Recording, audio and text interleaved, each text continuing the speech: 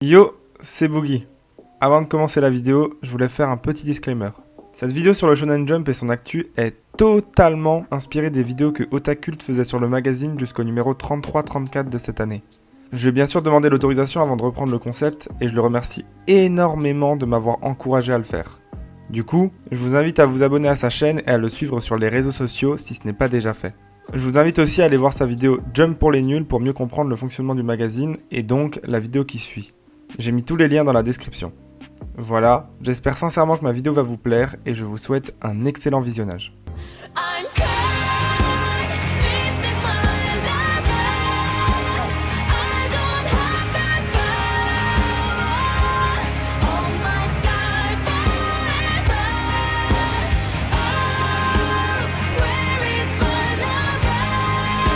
Salut tout le monde et bienvenue dans cette review du Jump numéro 41. Un numéro qui accueille Bokura no Ketsumei, la dernière nouveauté de la fournée qui a commencé avec le Jump numéro 38. C'est également dans ce numéro que sont révélés les candidats de la Golden Future Cup 2020. Je vous fais pas attendre plus longtemps, commençons par la partie hors classement. Comme prévu, c'est la nouveauté Bokura no Ketsumei de Kazu Kakazu qui bénéficie du lead color cette semaine. Bokura no Ketsumei peut se traduire par la promesse rouge. Comme je le disais la semaine dernière, le manga est adapté d'un one-shot qui a été publié dans le Jump numéro 50 de l'an dernier. Habituellement, les one-shots prennent plus de temps à être retravaillés pour être publiés sous forme de série longue. Il est donc très surprenant de voir que Bokura no Ketsumei a été publié si tôt. Il est possible que l'auteur avait déjà prévu sa série longue au moment de la publication du one-shot. A l'inverse, il est aussi possible que la série ne dure pas énormément de tomes ou que l'auteur soit plutôt du genre à improviser son histoire. On ne peut évidemment que spéculer sur la réelle raison derrière cette sérialisation hâtive. En tout cas, c'est un autre manga sérieux qui rejoint le magazine, étant donné que ce dernier appartient aux catégories action et surnaturel, et je suis persuadé que ça fera le bonheur de certains d'entre vous. Les autres pages couleurs sont réservées aux nouveautés Kakusei Kazoku à l'occasion de son second chapitre et à Burn the Witch à l'occasion de son chapitre final. Alors, beaucoup de gens théorisaient sur une annonce à la fin de Burn the Witch. Kubo prépara-t-il le terrain pour un retour de Bleach avec cette série courte? Ou alors, est-ce qu'il voulait annoncer une nouvelle série longue dans un univers à part? Eh bien, la seule réponse que l'on a eue, c'est qu'une seconde saison de Burn the Witch est prévue, et cette dernière sera vraisemblablement également publiée dans le Shonen Jump. Aucune info sur sa durée ou sur sa date, si ce n'est le fameux Coming Soon. Mais voici néanmoins la très simple et originale couverture du premier tome de Burn the Witch, nommé Don't Judge a Book by its Cover, prévu pour le 2 octobre 2020 au Japon. On peut donc imaginer pour Burn the Witch un système assez inédit de saison annuelle dans le Jump. Je vous tiens au courant dès que j'ai du nouveau à ce sujet. Une autre annonce pour Burn the Witch, cette fois-ci pour son adaptation en film. La doubleuse de Macy Balger a été annoncée et ce sera Saori Hayami. Cette dernière est notamment connue pour avoir doublé Shinobu dans Demon Slayer, Imawari dans Boruto Next Generation et Shoko Nishimiya dans le film A Silent Voice. We Neverland bénéficie d'une page couleur plutôt osée et Hardball Cop and Dolphin en obtient une pour soutenir son développement. Les éditeurs tentent visiblement de soutenir la série de Ryuhei Tamura. Onomieru Shonen n'a pas eu de page couleur cette semaine, mais il a le droit à un chapitre de 23 pages. Il est actuellement trop récent pour rejoindre le classement, mais ce sera le cas dans 5 numéros. Du côté des absences, on retrouve comme d'habitude Hunter x Hunter, mais également My Hero Academia qui souffle un petit peu entre deux podiums cette semaine. On passe donc au classement, assez light en termes d'actualité, qui est composé de 13 mangas, soit un de moins que la semaine précédente. La dernière position est pour A Gravity Boys, il aura tenu qu'une semaine hors de la dernière position. Ça commence vraiment à sentir le roussi pour le manga de Atsushi Nakamura. Il est devancé de justesse par Mission of Yozakura Family qui maintient son avant-dernière position. Contrairement à Gravity Boys, il est protégé par ses ventes plutôt correctes. Son premier tome a d'ailleurs eu le droit à quelques réimpressions. Mori King a donc échangé de place avec A Gravity Boys, ce qui veut dire qu'il reste bloqué dans la zone rouge. C'est d'ailleurs entre ces deux-là que se joue la prochaine annulation.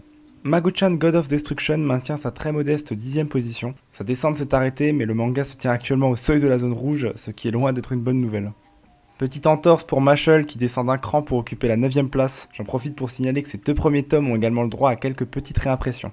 Après avoir bénéficié de 2 pages couleurs d'affilée, Undead Unluck revient silencieusement à la 8ème position, ce qui est une position plus haute que celle de son dernier classement. Pas grand chose à dire à ce sujet. Après plusieurs semaines accrochées à la 6ème position, Ayakashi Triangle trébuche d'une petite place. On dirait qu'il a réussi à convaincre un public suffisant pour s'accrocher au milieu du classement. Reste à voir si les ventes de son premier tome, prévues pour le 2 octobre 2020, suivront. Suite aux résultats de son sondage de popularité, Black Clover revient au milieu du classement avec cette 6ème position. Il était 9ème avant ça, donc il semblerait que sa mise en avant ait eu l'effet escompté.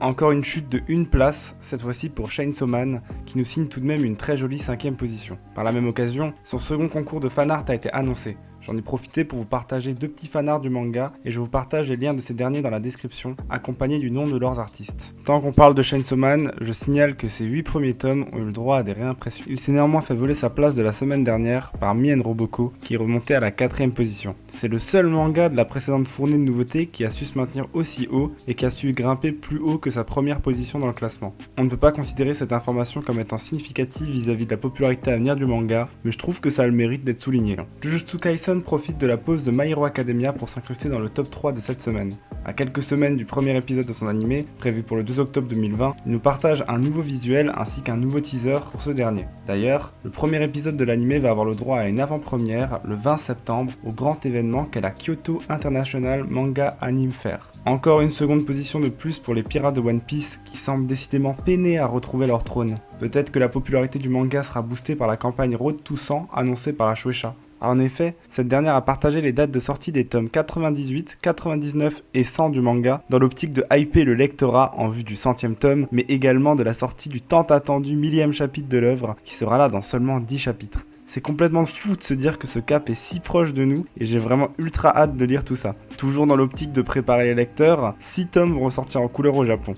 Maintenant, en ce qui concerne le 1000e chapitre du manga, il n'est pas attendu pour l'année 2020. Entre les pauses de Oda, les éventuels problèmes qui auront lieu à cause du coronavirus et les fêtes de fin d'année, le chapitre 1000 devrait sortir en début 2021.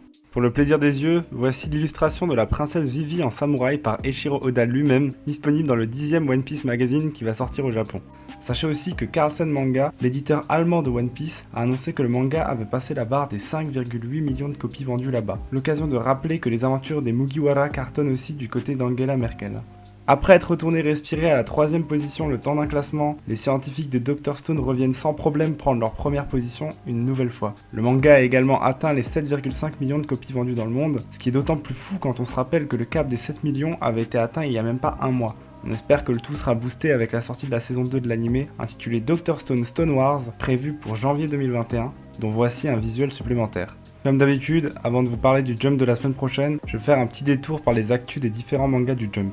Voici tout d'abord le visuel du 3ème light novel de The Promised Neverland, intitulé Records of Comrade. Ce dernier se concentrera sur les histoires de Yugo et Luca, de Nigel et Gillian et de Sonju et Mujika. Il est vrai que ces 3 binômes peuvent être source d'histoires vraiment intéressantes. De son côté, la chaîne de télévision Asahi TV a organisé un sondage ayant pour but de déterminer les musiques d'opening préférées de ses spectateurs. Du côté des musiques du Jump, le grand gagnant est Demon Slayer avec Gurenge par Liza. On retrouve dans le top 30 plusieurs anciens animés tels que Dragon Ball, City Hunter ou encore Slam Dunk. L'avant-dernier opening de Black Clover a également réussi à se frayer une place dans ce top 30 et je vous partage le reste des musiques du Jump du top 100 juste ici. Alors n'hésitez pas à faire pause si ça vous intéresse.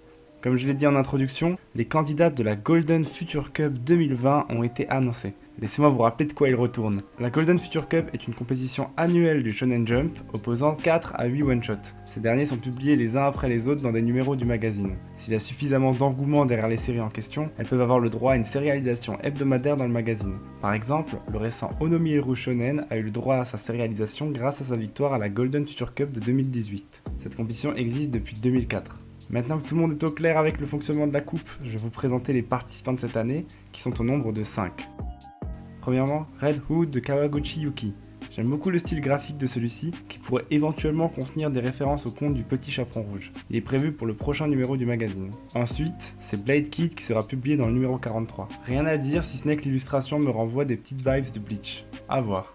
Après quelques semaines sans candidat, les hostilités reprendront au volume 47 avec Akulio no Night Safari de Umuero Taishin. L'illustration peut laisser espérer qu'un concept surnaturel original sera présent dans le one-shot.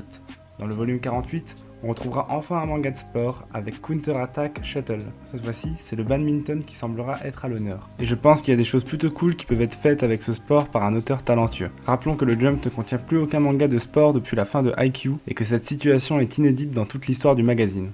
Enfin, le 5e et dernier candidat apparaîtra au numéro 49, Popo de Momose Nao. C'est celui qui m'inspire le moins pour l'instant. Mais évidemment, je me base uniquement sur l'illustration, donc ça veut vraiment pas dire grand chose. N'hésitez pas à me dire quels sont les candidats de la Golden Future Cup qui vous intéressent le plus à vue de nez en commentaire. Je serais ravi de connaître vos avis. On finit sur une petite actualité Demon Slayer. À l'occasion de la sortie de son film adaptant l'arc du Train de l'Infini, la licence va intégrer une annexe spéciale de son merchandising dans 20 différents magazines de la Shueisha à partir du 24 septembre 2020.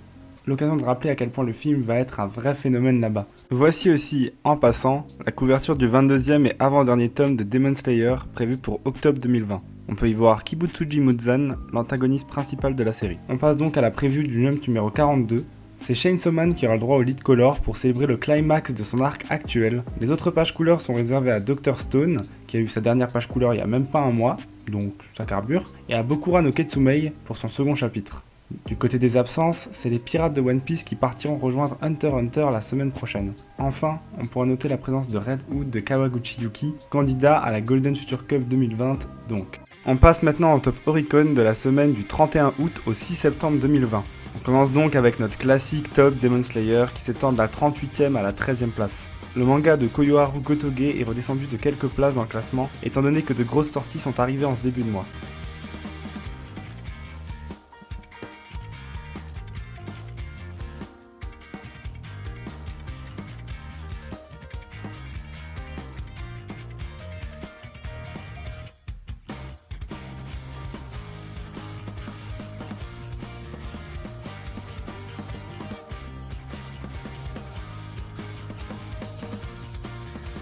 On retrouve donc le 8ème tome de Kekai Sensen Back to Back à la 8ème position. Le manga est publié dans le Jump SQ Crown à fréquence trimestrielle. Il est devancé par les ninjas de Boruto qui hissent leur 12ème tome à la 5ème place du classement. L'occasion pour moi de vous rappeler que le manga Boruto n'a quasiment rien à voir avec l'animé et qu'il est vraiment cool à lire, en plus de contenir plusieurs idées intéressantes. Le 17ème tome de Dr. Stone commence avec quasiment 80 000 copies vendues. Son tome 16 avait bénéficié d'un meilleur démarrage néanmoins, avec 10 000 copies de plus. Bien que Dr. Stone ait une grosse popularité dans le magazine, il a encore du mal à être aussi impressionnant au niveau de ses ventes. Le 22e opus de One Punch Man commence quant à lui avec 2 fois plus de copies vendues que Dr. Stone. L'excellent tome 28 de My Hero Academia commence aussi un petit cran en dessous de son prédécesseur qui avait lui démarré avec 250 000 copies vendues pendant sa première semaine. Néanmoins, ça reste tout de même une 2ème place pour le manga de Kohei Horikoshi, donc c'est vraiment du tout bon. Mais celui qui impressionne vraiment tout le monde en ce moment, c'est le 5ème tome de Spy X Family qui s'empare très largement de la première place du top cette semaine avec ses 350 000 copies vendues. Le manga est d'ailleurs tellement en forme en ce moment que tous ces tomes sont actuellement en cours de réimpression et qu'il est la 2ème série la plus vendue de tout le Japon cette semaine derrière l'intouchable Demon Slayer. Chez nous, le premier tome de la série vient tout juste de sortir aux éditions Kurokawa. Voilà, on arrive maintenant à la fin de la vidéo. Désolé pour la qualité de certaines pages couleurs, les versions en bonne qualité ne sont pas encore sorties au moment où je poste cette vidéo. Je tenais aussi à vous remercier parce qu'on a passé le cap des 150 abonnés et ça me fait sincèrement plaisir de me dire qu'autant de personnes apprécient mon contenu et le regardent chaque semaine. J'espère du coup que ma vidéo vous a plu, vous pouvez la commenter pour dire ce que vous en avez pensé, la partager pour donner de la visibilité à mon travail, et aussi mettre un like et vous abonner à la chaîne si c'est pas encore fait. Et ceci étant dit, disparition! Let's